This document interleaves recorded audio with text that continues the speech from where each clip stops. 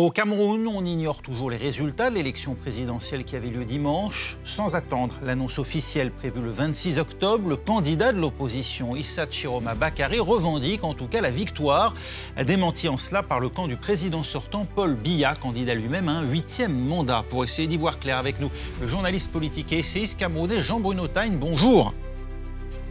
Bonjour. Qu'est-ce qui permet, d'après vous, aujourd'hui, à Issa Chiroma Bakary de revendiquer cette victoire sans qu'aucune information n'ait filtré, à ce que l'on sache? Alors, le ministre Chiroma se base, dit-il, sur un certain nombre de procès-verbaux sortis des urnes qu'il a pu obtenir à la suite de l'élection de dimanche dernier. Et donc, c'est sur la base de ces procès-verbaux en sa possession qu'il a pu annoncer qu'il est vainqueur de cette élection et appeler Paul Biya à le féliciter. Il faut dire que ce n'est pas la première fois qu'on observe ce genre de choses au Cameroun. En 2018, Maurice Kamto avait déjà revendiqué sa victoire.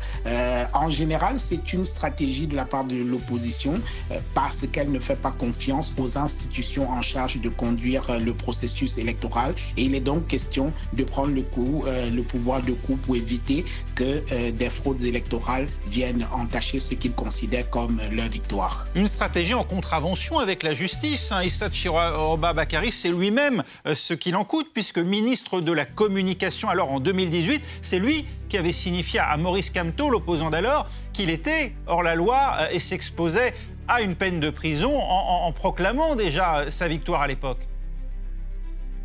Oui, tout à fait. Je pense que le ministre Chiroma sait très bien à quoi il s'expose et il faut voir les différentes sorties qu'on a eues jusqu'à présent, celles très menaçantes et parfois dans un langage fleuri du ministre de l'administration territoriale qui a clairement dit qu'il irait, j'utilise ces mots, péché Issa Chiroma. Mais voyez-vous, dans le contexte de fraude électorale, d'élections systématiquement mal organisées, des résultats toujours sujets à caution, il n'est pas possible pour un opposant qui veut faire reconnaître sa victoire de rester dans cette forme de légalité. Parce que voyez-vous, il y a quand même un anachronisme extraordinaire au Cameroun, c'est-à-dire qu'on vote et il faut attendre 15 jours plus tard pour obtenir les résultats officiels. C'est une attente qui est au moins suspecte et beaucoup d'observateurs estiment que c'est un temps qui est mis à profit par le régime pour essayer de traficoter les résultats. Et aujourd'hui, on a un certain nombre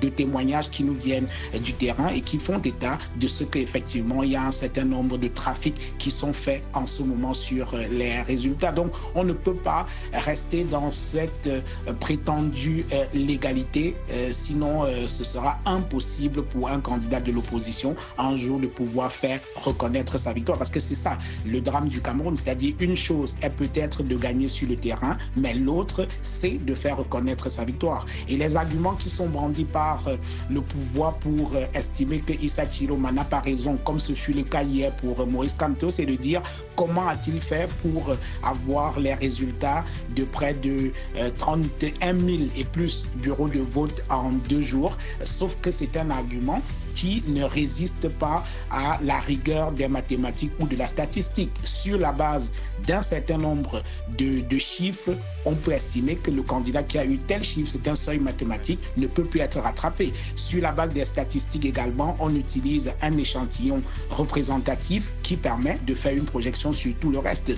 On ne fait pas autre chose que cela dans les démocraties comme la France, les États-Unis et même dans certains pays africains. On n'a pas eu besoin d'attendre 15 jours pour avoir les résultats d'une élection. Donc c'est une stratégie qui me semble assez suspecte de la part du gouvernement camerounais sous le prétexte de la loi. Oui, pour qu'on comprenne bien, on procède effectivement au récollement et à la somme donc, des procès-verbaux des bureaux de vote qui, eux, sont rendus publics avant d'attendre, de connaître le résultat officiel qui sera proclamé par le Conseil constitutionnel le 26 octobre. C'est ça la stratégie, en tout cas aujourd'hui, de Chiroma Bakary.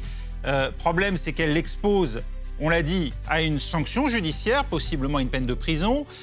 Que cherche-t-il à obtenir? Un mouvement de la rue? Alors, c'est difficile pour moi d'entrer dans la tête de Issa Tiroma, mais je pense que Issa Tiroma, qui est un vieux routier de la scène politique camerounaise, s'inspire simplement de ce qui s'est passé. Il s'inspire simplement de l'histoire politique du Cameroun. En 1992, John Froundi, alors leader incontesté de l'opposition, avait, aujourd'hui avec un peu de recul, tout le monde semble le reconnaître, avait gagné en 1992, sauf qu'il a eu du mal à faire reconnaître sa victoire et donc qui lui a été finalement retiré par la Cour suprême à l'époque. En 2018, Maurice Kamto jure jusqu'aujourd'hui avoir gagné en 2018 et les institutions n'ont pas reconnu sa victoire. Donc Issa Tiroma n'a pas voulu se retrouver dans la même situation et je suis d'accord avec vous, il prend un risque quand même considérable parce que l'histoire politique également montre que Maurice Kamto, qui avait revendiqué sa victoire en 2018, a fini en prison avec quelques-uns de ses partisans qui jusqu'aujourd'hui, pour certains, continuent de croupir dans les prisons. Mais je pense que pour le processus électoral au Cameroun, à un moment donné, il est important pour les acteurs politiques d'aller même au prix de la transgression pour pouvoir obtenir quelque chose de significatif dans l'organisation du processus électoral. Et ce processus électoral qui est l'objet d'une lutte qui dure depuis le début des années 90 jusqu'à aujourd'hui pour essayer d'avoir des élections qui soient transparentes et dont les résultats sont le reflet de la volonté populaire réelle.